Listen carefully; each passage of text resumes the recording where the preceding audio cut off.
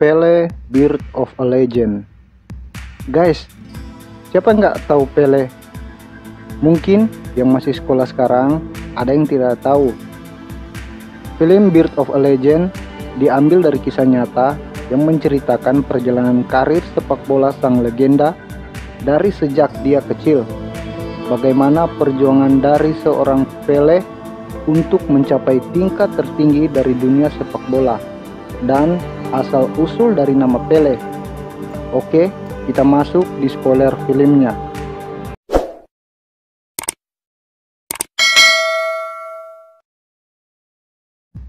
Film bermula pada tahun 1958, di mana Piala Dunia diadakan di negara Swedia.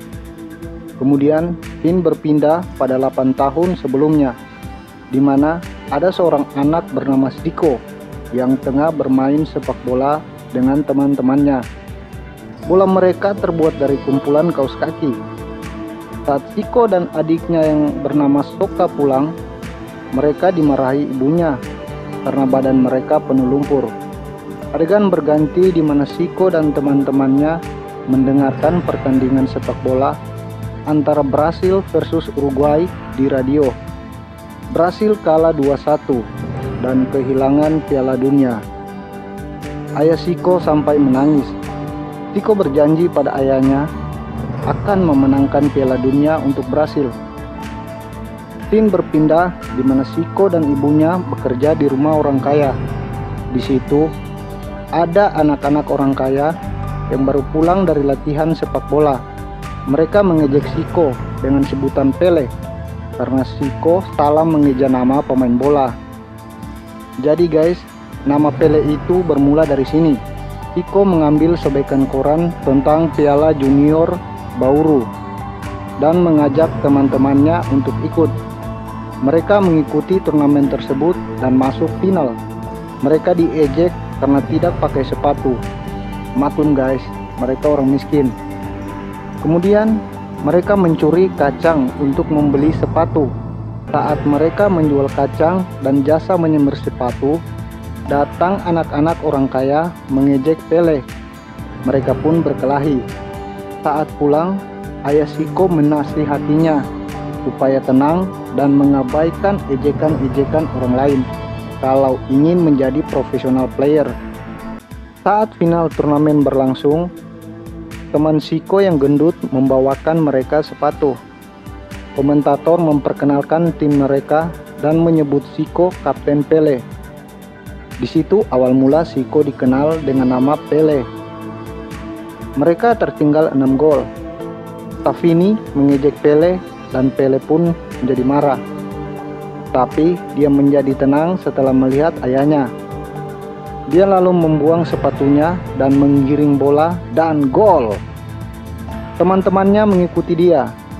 Kemudian mereka melakukan teknik samba, Let's Joga Bonito. Tapi mereka kalah 5-6. Penonton menyoraki nama Pele. Pencari bakat dari klub Santos menemui ayah Pele. Kemudian mereka dikejar oleh pemilik kacang yang mereka curi.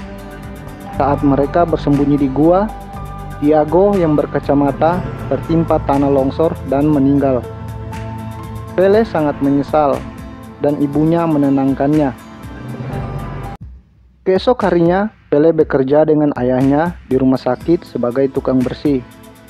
Saat istirahat, ayahnya menghibur Pele dengan melakukan juggling menggunakan buah mangga.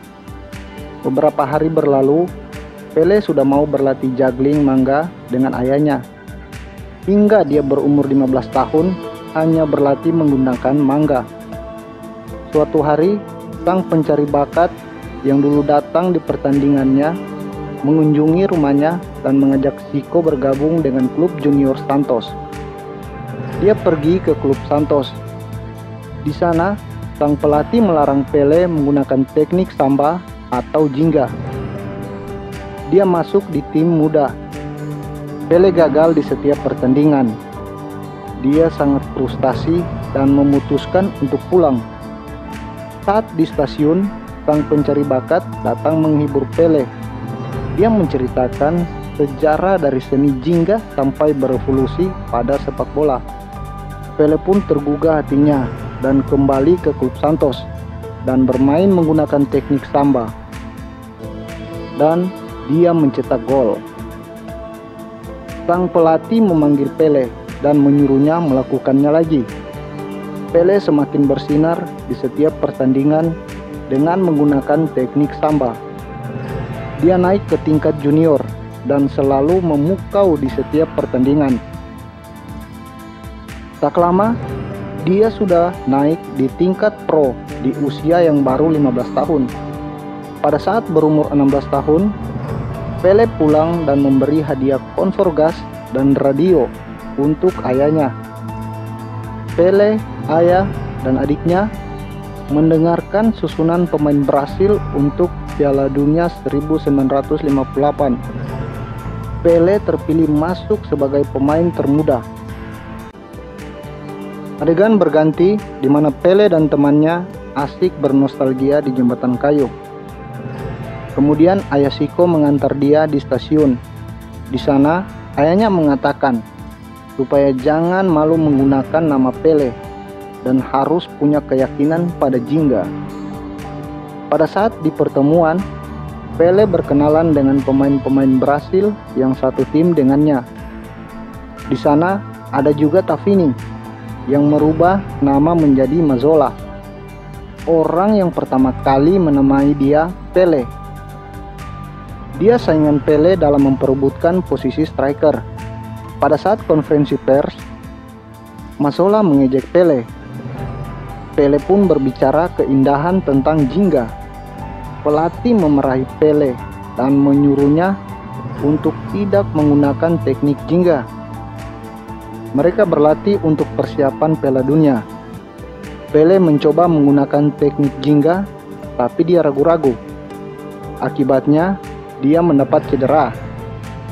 Dia menelepon ibu dan ayahnya, memberitahu cedera yang dialaminya. Ibunya pun menghibur dia. Dokter mengatakan kalau dia tidak bisa bermain lagi, tapi pelatih tetap memasukkannya dalam daftar karena sudah terlambat untuk menggantikannya. Tiba saatnya Piala Dunia dimulai. Semua negara yang ikut telah berada di Swedia. Di sana, Pele menjalani terapi tradisional untuk pemulihan cederanya. Pertandingan pertama Brasil melawan Austria. Pele tidak ikut dan terus menjalani terapi. Brasil memenangkan pertandingan itu. Pelatih menanyakan kondisi Pele dan dokter mengatakan kalau dia sudah pulih, tapi kakinya masih lemah. Pele sudah bisa ikut latihan walaupun kakinya masih lemah. Pertandingan kedua Brasil versus Inggris, skor 0-0 dan 3 pemain Brasil cedera, termasuk Tavini. Pada saat melawan Uni Soviet, Pele dimainkan menggantikan Tavini. Pelatih menasihatinya dan dokter mengingatkan untuk hati-hati dengan lututnya. Pele sangat gugup. Ayahnya menonton pertandingan itu. Para penonton di stadion menertawakan Pele karena dia masih muda dan badannya kecil. Di sepanjang pertandingan, Pele kebingungan karena merasa gugup. Untungnya, Brasil mencetak angka lewat gol Garrincha. Pele benar-benar tidak melakukan apa-apa sepanjang pertandingan. Kemudian, mereka bertemu Prancis di semifinal. Prancis mencetak angka di babak pertama. Saat istirahat babak, Pele melihat hampir semua pemain Brasil mengalami cedera. Pele pun menemui Tavini dan mengatakan kalau Tavini harus menggantikannya. Tapi Tavini mengatakan kalau Pele yang cocok bermain untuk Brasil. Dia juga mengatakan kalau Pele harus menggunakan jingga. Itu seni asli dari Brasil, katanya. Awalnya Pele ragu-ragu, tapi Tavini memotivasinya. Pele menggiring bola dengan gaya jingga. Dia melakukan one-two dengan Garrincha. Dan gol! Pele membuat gol pertamanya di Piala Dunia. Pertandingan berlanjut. Tak lama kemudian, Didi mengoper bola pada Pele dan gol lagi. Pele mengangguk pada Tavini. Pertandingan berlanjut lagi. Pele mendribel bola dari tengah dan one-two dengan Fafa dan gol lagi. Pele mencetak hat-trick. Ayahnya mengabarkan pada ibunya kalau Siko baik-baik saja. Ibunya tidak mau menonton pertandingannya karena sangat takut. Scene berganti di mana pemain Brasil sedang latihan formasi untuk melawan Swedia di final. Tapi pelatih sangat frustasi karena tidak menemukan celah menghadapi formasi Swedia. Pada saat konferensi pers, pelatih Swedia menghina pemain Brasil. Pelatih Brasil sangat marah dan menyuruh pemainnya keluar dari situ. Ayah Pele menelpon Pele dan memberikan motivasi untuk tidak ragu-ragu dan takut. Ayahnya mengatakan kalau nama Pele adalah tanda kebangkitan Brasil dan jingga.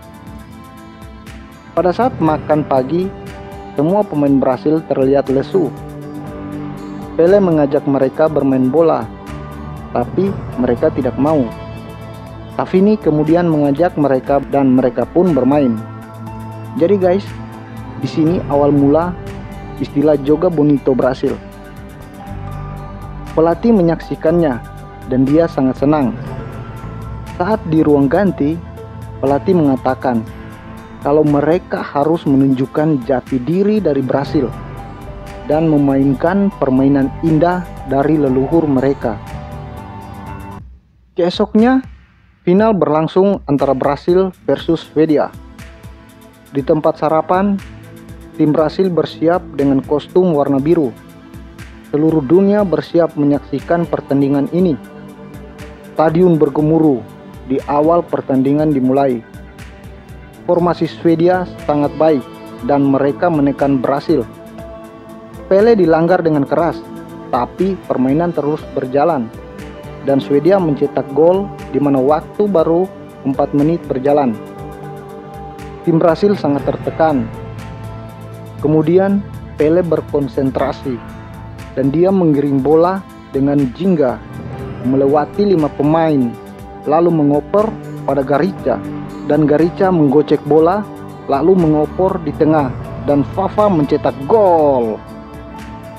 Semangat pemain Brasil menjadi naik. Swedia menyerang tapi gagal.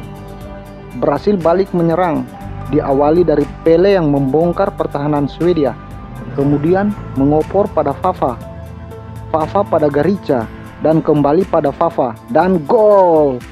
2-1 untuk Brasil. Alur permainan kini dipegang oleh Brasil. Kemudian Didi menggoreng bola di tengah dan terjadi koneksi para pemain Brasil yang harmoni. Pele mencetak gol dan seluruh dunia bergemuruh, bahkan Raja dan Ratu Swedia sampai tepuk tangan untuk Brasil. Skor 3-1. Pertandingan berlanjut. Brasil menyerang dan Zagallo melakukan tendangan voli dan gol 4-1. Seluruh Brasil bergetar. Detik-detik akhir pertandingan, Didi mengumpan ke tengah dan Pele menyundul bola dan gol 5-1. Brasil memenangkan Piala Dunia 1958. Oke guys, dari kisah Pele ini kita bisa mendapat pelajaran kalau kita jangan pernah melupakan dan malu dengan jati diri kita. Tetap berusaha dan punya keyakinan kuat untuk mencapai puncak tertinggi.